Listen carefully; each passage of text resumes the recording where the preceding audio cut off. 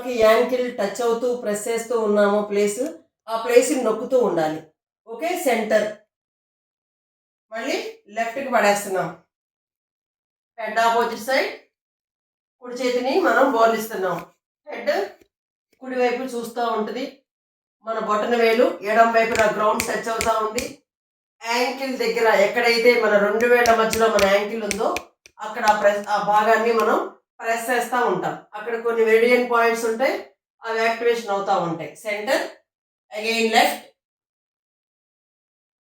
Right, left, right, centre. ఇలా చేయాలి. Next కాలు మార్చాలి. మనం ఇందాక లెఫ్ట్ లెగ్ మీద రైట్ లెగ్ కదా, ఇప్పుడు రైట్ లెగ్ మీద లెఫ్ట్ లెగ్ పెట్టి ఈ 2 వేళ్ల మధ్యలో యాంకిల్ని ఉంచాం కదా, ఈ ప్లేసెస్ని మనం నొక్కి పడుతూ ఉండాలి. కింద మనకి మోకాలు స్టిఫ్గా ఉండాలి, ఎక్కడ కూడా మోకాలు బెండింగ్ లేదు. 2 మోకాళ్ళు స్టిఫ్గా ఉంటాయి, ఎక్కడ బెండింగ్ లేదు. ఓకే, బాడీ స్ట్రైట్గా ఉంచుకోవాలి. Hands in చిన్ముద్ర.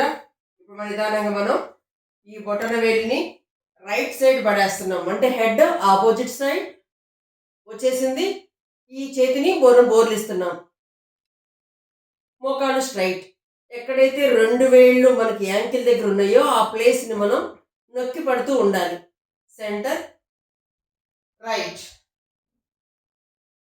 Left, right, left, right, left and right. Centre. కాళ్ళు రెండింటిని రిలాక్స్, రిలాక్స్.